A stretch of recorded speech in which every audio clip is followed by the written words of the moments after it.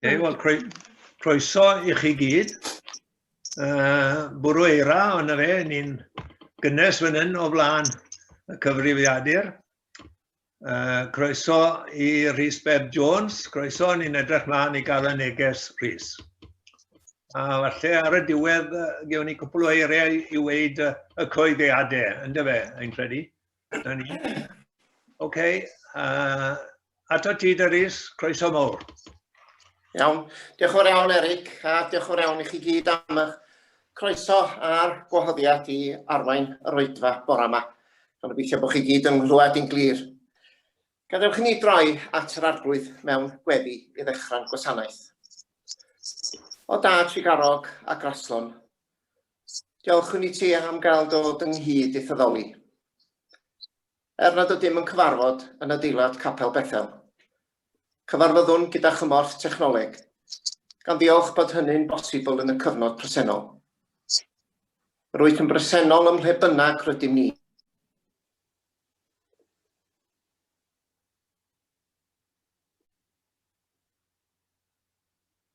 A'r myfyrdod ac wrth ar y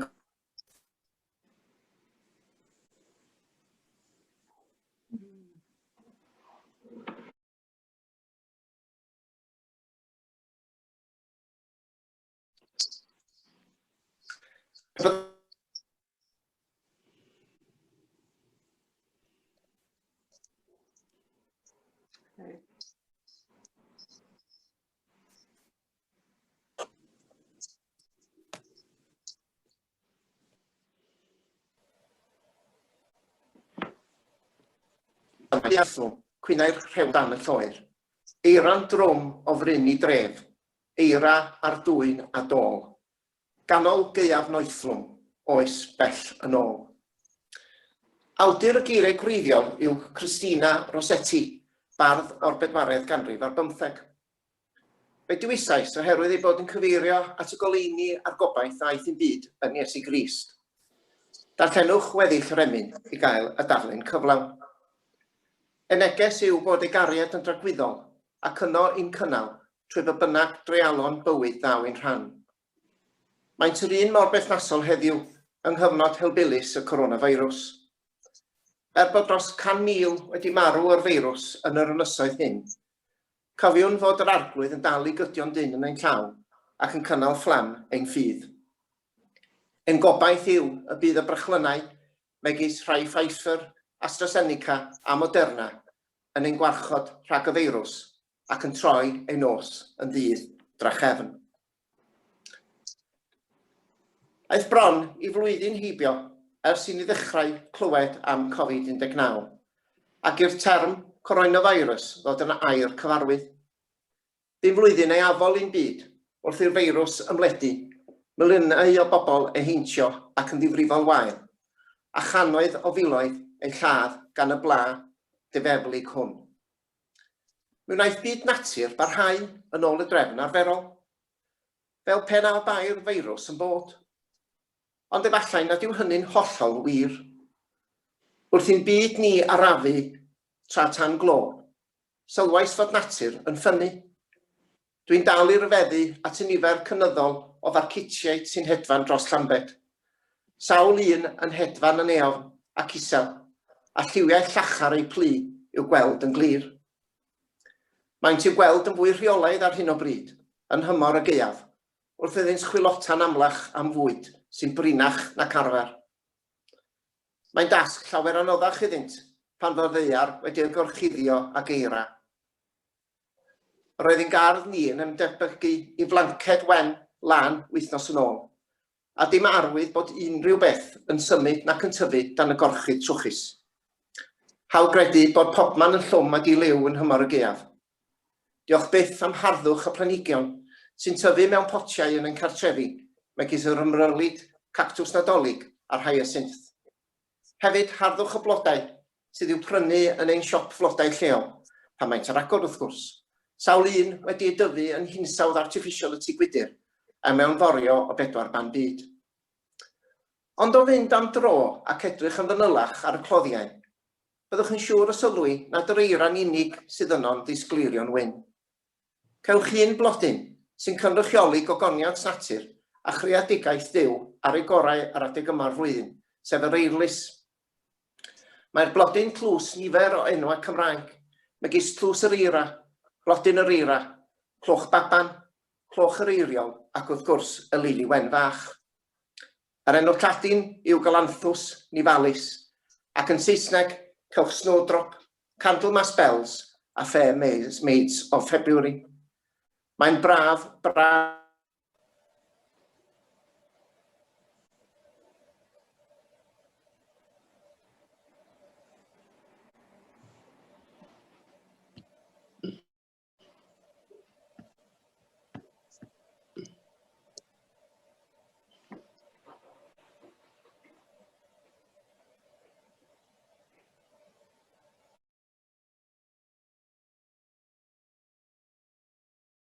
Gwahanol.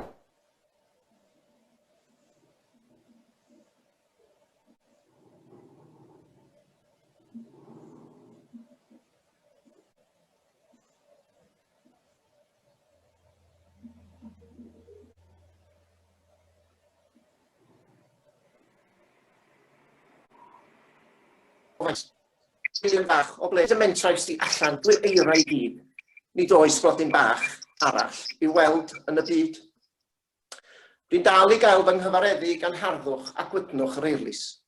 Y gloch wen yn tyfu o ganol gwyrni'r goes, a'r cyfan yn edrych mor eiddiol. Eto I gyd, rhaid I fod yn flodyn cryf yn tyfu'n oerni'r gaeaf, ac mae'n arwydd o'r gobaith y daw'r gwanwyn neu dro, a gogoniant byd natur, unwaith eto i'w gweld ym mhobman. Ein gobaith ni yng nghyfnod y coronavirus yw y bydd y gwahanol frechlynau yn ein gwarchod a'n diogelu. Mae dros 8 miliwn yn yr ynysoedd hyn wedi derbyn y brechiad cyntaf erbyn hyn.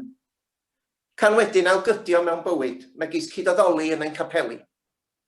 Cynnal cyfarfodydd heb ddibynnu mor llwyr ar Zoom. A mwynhau ein gwyliau megis y sioe fawr yn Llanelwedd a sioe amaethyddol Llambed, yr Eisteddfod Genedlaethol yn Nhregaron ac Eisteddfod Rhys James yn Llambed. Ond nid y brechlynau o ganyniad I allu gallu a defysgarwch dyn yn unig sy'n ein cadw'n obeithiol yn y cyfnod anodd hwn. Yr un sy'n ein cynnal ein gobeithion yn nawr fel y gwna'n ystod y treialon ddaw'n rhan gydol ein bywyd yw'r arglwydd. Ein llygaid sy'n ein galluogi weld harddwch yr eirlys a gweld y brechlyn yn allwys sy'n corff I wneud I waith. Anoddach yw cael darlun o'r Iesu, gan nad oes disgrifiad o'i bryd a'i wedd yn y Testament Newydd.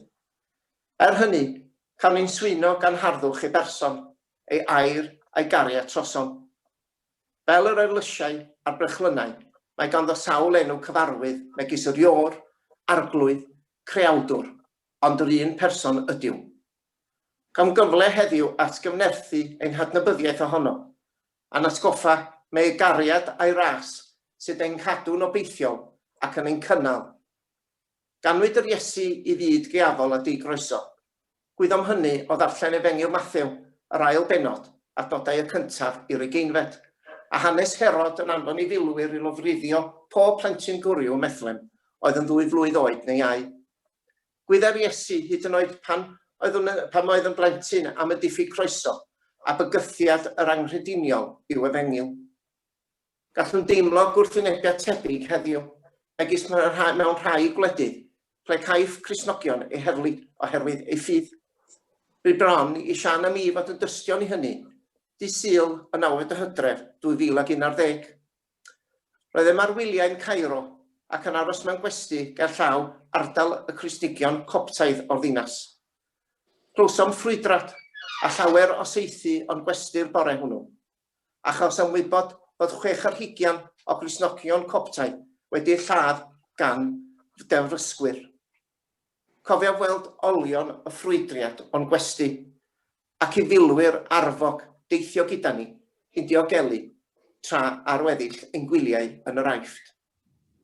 Rydym ni gofeillion mor ffodus ein bod ar hyddid I addoli'r Duw a'n arglwydd heb ofn. A mae cariad Duw yn ddi-amod ac yn cyrraedd ei anterth yn Iesu Grist. Ef yw bara'r bywyd sy'n ein cynnal ar hyd ein hoes. A mae'r prifardd cynnan yn cyfleu hyn yn ei gerdd Erlysiau, lle mae ar y dechrau yn mynegu ei syndod at rym a dewrder y blodyn, yn meiddio tyfu yng nghanol trymder y gaeaf. Ni chlywais lais i nitgor uwch bedd y gaeaf di, na sŵn fel neb yn treiglo beddfeini wrth rws fy hun. Ond y mae yna mwy na hynny yn ei gerdd, oherwydd fe amlaen i sôn am ryn yr atgyfodiad yr Iesu, a phrydferthwch ei gariad yn mywyd ei ddilynwyr. O blegid pan ddeffroes ac agor heddiw'r drws, fel ganwaith yn fy hiraeth, weler erlysiau tlws oll yn ei gynnau gwynion ac ar ei newydd we, yn debyg i ddeharglwydd yn dod i'r lan o'r bedd. Y mae Duw yn yr Iesu yn gwireddu ei addewid i ni. Yr un addewid cyflwynodd i Moses a phobl Israel yn y ddeuddegfed ganrif cyn Crist, fel cael darllen yn Niwmeri y 6 bennod, adnodau yr ail ar 20 i'r 60 a daw'r darlleniad o Beibl.net. Dyma'r arglwydd yn dweud wrth Moses: Dwed wrth Aaron a'i feibion, mae dyma sut maen nhw i bendithio pobl Israel. Boed i'r arglwydd eich bendithio chi a chymddiffyn chi. Boed i'r arglwydd wenyn garedig arnoch chi, a bod yn hael tuag atoch chi. Boed i'r arglwydd fod yn dda atoch chi, a rhoi heddwch i chi. Maent yn ein hatgoffa bod yr arglwydd gyda ni bob amser, a bod ei addewid dihysbydd a diben draw yn gorlifo mewn cariad a gobaith. Amen. Dewch i ni droi at weddi gyfeillion, yn harwain at Cwrdd Cymundeb. Diolchwn i ti o dad am ryfeddodau dy greadigaeth, ac am fyd natur a'r tymhorau yn wanwyn, haf, hydref a gaeaf, sy'n cynnal ac yn lliwio'n bywyd. A ninnau wrth i'n profi garwinder y gaeaf, gyfynnwn i ti gofio am aelodau ein cymdeithas sy'n cael anawsterau oherwydd gwendid ac neu afiechyd. Am y digartref heb do uwch ein pennau a dim syniad o ble daw'r pryd nesaf o fwyd. Am y rhai sy'n byw mewn ofn am ba bynnag reswm, ac am y rhai sy'n unig ac yn ddigalon ac yn teimlo anobaith. Boed i ti ei cyffwrdd, ei gwarchod a'i cynnal gyda thofal cariadus. Roedd dim mor ffodus o gael dod yma ynghyd heddiw ei thaddoli. Diolchwn am ein breintiau, gan ofyn i ti ofalu am y rhai sydd hebddynt, a bod ein byd yn dod yn llawer mwy cyfartal a thecach. Gweddiwn i ddoleini'n efol ddisgleirio yn mywyd pob un, a bod y gariad yn newid ein byd gwell, i ofalu am ein gilydd a'r greadigaeth. Yng ngeiriau emyn W. Rhys Nicholas, tyrd atom ni o greuwr pob goleini, tro di ein nos yn ddydd, par i ni weld holl llwybau'r daith yn gloiwi, dan lewyrch, gras a ffydd. Diolch i ti o Dduw am roed y unig anedig fab, Iesu Grist, i'r byd a chadarnhau yng ngeiriau Iesu yn Efengil Ioan. Ti ydy golau i'r byd. Bydd gan y rhai sy'n fanylu ni olau i'w harwain nhw i fywyd a fydden nhw byth yn cerdded mewn tywyllwch. Doleini ath gariad di o Dduw, sy'n ein cryfhau a chodi ein colonnau, a dwy'n pawb sydd mewn angen o gofid i thofal a bywyd gwell. Gyfon nhw'n hyn oll yn enw ac yn haeddiant Iesu Grist yn harglwydd, gan gyd adrodd gweddi'r arglwydd. Ein tad, yr hwnnwyd yn y nefaith, sancteiddiad dy enw, deled dy deyrnas, gwneler dy wyllus, megis dy nef, Felly, ar y ddaear, hefyd. dyroi i ni Heddiw ein braf beunyddiol. a maddau i ni ein dyledion. Fel y maddeuwn Minnau i'n dyledwyr. dyledwyr. Ac na carwain ni i brofe digaeth. Profedigaeth. Eithi'r gwared caniseiddo tir deyrnas a'r nerth a'r gogoniant yn oes oesoedd. Amen. Nes awn felly at Cwrdd Cymundeb, lle mae'r Iesu'n galw at bawb sy'n dwyn paich pryder, blinder a phoen, ac yn esyn iddynt ei orffwystra a'i dangnefedd. Fel y mae wedi addo, a mae yma'n bresennol yn ein nisg ni yn awr, yn ein gwahodd at ei fwrdd i gymryd bara a gwyn cof amdano. Mae'n ein gwahodd i rannu cymundeb ag ef, ac a'n gilydd, i gyfranogi o'r bendithion ysbrydol sydd ganddo ar ein cyfer, ac i dderbyn trigaredd a gras yn gymorth yn ei bryd. Deiwn felly mewn llywennydd a thangnefedd at fwrdd yr arglwydd. Gobeithio bod pawb wedi cael cyfle i baratoi. Os nad ydych, dyma'ch cyfle un o'r elfennau yn fara a gwyn, tra rwy'n dyfynnu o gerdd wrth Cwrdd Cymundeb gan J. Eirian Davies. Iesu, Iesu, dyma'r swper, dyma'r bara, dyma'r gwyn. Pan y gelwi arnom yma ger dyfron i blygu glin. Galilea a Chalfaria, sy'n mor bell o dir ein gwlad. Pan mae'n rhaid i Gymru heddiw gofio'r groes a chofio'r brad. 20 canrif hir yw'r amser, pell yn ôl i'w berw'r groes. A'i peth da i'w dal i gofio am y gwarth o oes i oes. Na, ni fedrwn fyth anghofio am y gwewyr gynt ag aed, arglwydd ddoe ac arglwydd heddiw ar y groes yn tasgu gwaed. Ti, fi'n hongian rhwng y lladron, ti, fi'n sport ar galfari, ein mwyn rwyt wedi marw drosom ni. Cnigiaf ein bod yn cymryd yr elfennau gyda'n gilydd, a'r bara yn gyntaf, gan ddyfynnu eto o Beibl.net o lyfr cyntaf Paul at y Corinthiaid, yr 11 adnodau y 30 hyd yr 60, sef wrth gwrs geiriau'r sefydlu. Dwi wedi rhannu gyda chi beth nes i dderbyn gan yr arglwydd. Ar y noson honno, pan gafodd ei fradychu, cymerodd yr arglwydd Iesu dorth. Ar ôl adrodd y weddi o ddiolch, dyma fe'n ei thorri a dweud, dyma fy nghorff sy'n cael ei roi drosoch chi. Gnewch hyn i gofio amdanau. Efelychwn felly esiampl yn harglwydd Iesu Grist mewn gair a gweithred.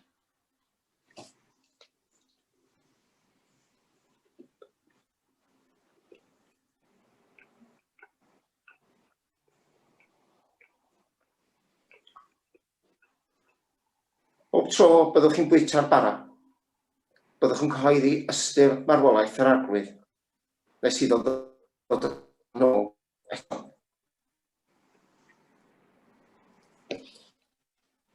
Gwnaeth yr peth ar ôl swper pan gymerodd y gwpan. Dweud, mae gwpan yma'n cynrychioli'r ymrwymiad newydd mae Duw yn ei wneud. Wedi selio gyda fy ngwaed i. Gnewch hyn i gofio amdanau, bob tro y byddech yn yfed ohono. Efelychwn felly, esiampl Iesu Grist.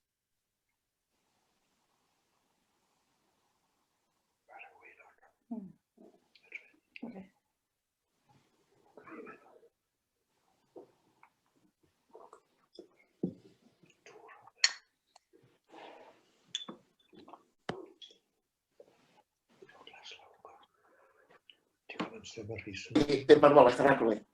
Nes iddo ddod yn ôl.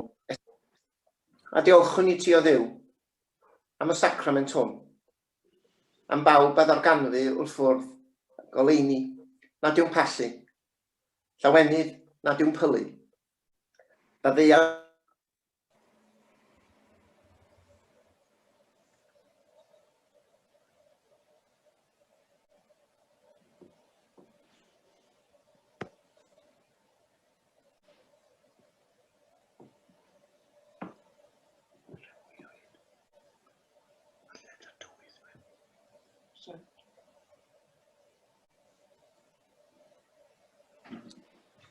Cenedl gwrth y bendith.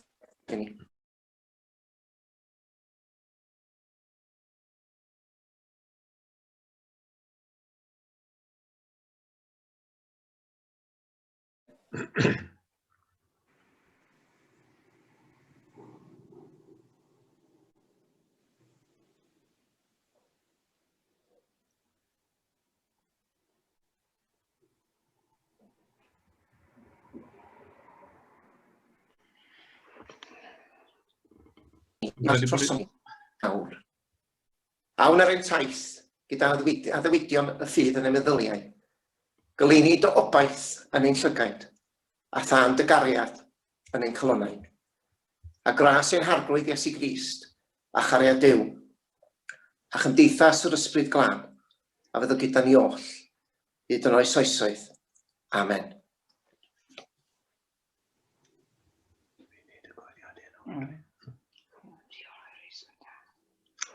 O, diolch yn fawr Rhys am y wasanaeth.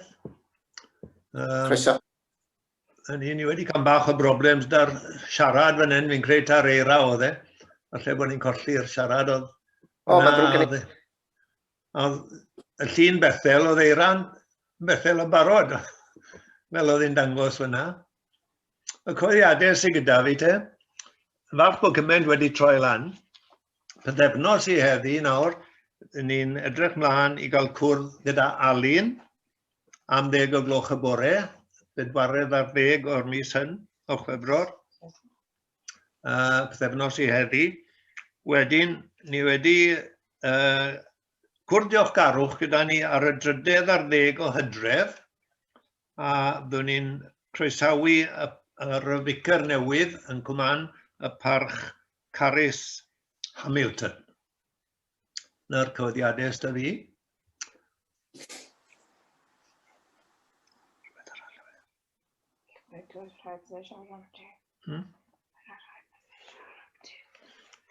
Bydd rhaid pethau da ni siarad ar y diwedd, falle, i ni cael gweld, oedden ni'n croesawu rhagor o'r ofalaeth i ymuno gyda ni. Mae'n neis i weld y sgrin yn llawn fan hyn da fi. Bore yma, oedd yn bleser i fod yn y gwasanaeth. A ni wedi mwynhau Rhys. Diolch yn fawr iawn i chi. Mae wedi bod yn hyfryd cael bod gyda chi gyd hefyd a cael cynnal oedfa fel hyn. Rhaid mi ddeud, dyma'r oedfa gyntaf fi wedi chynnal ar Zoom. A coeliwch hefyd, neu beidio, dyma'n nghymundeb cyntaf fi. Mi ges i'n chomisiynu i wynyddu sacrament y cymyn a'r bedydd nôl yn 2019. Ac wrth gwrs, mi oedd gennau alwadau llynedd, byddai wedi caniatáu i mi gynnal cymundeb mewn capeli yn yr ardal. Ond wrth gwrs, oherwydd y coronavirus, ddigwyddodd ddim o hynny. Ac felly, mae wedi bod yn bleser mawr cael cynnal yr cymyn cyntaf efo chi yma yn Capel Bethel Parc-y-rhos. Diolch yn fawr iawn i chi. Diolch yn fawr Rhys. Dim cywir. Croeso. Hyfryd iawn Rhys. Hyfryd iawn.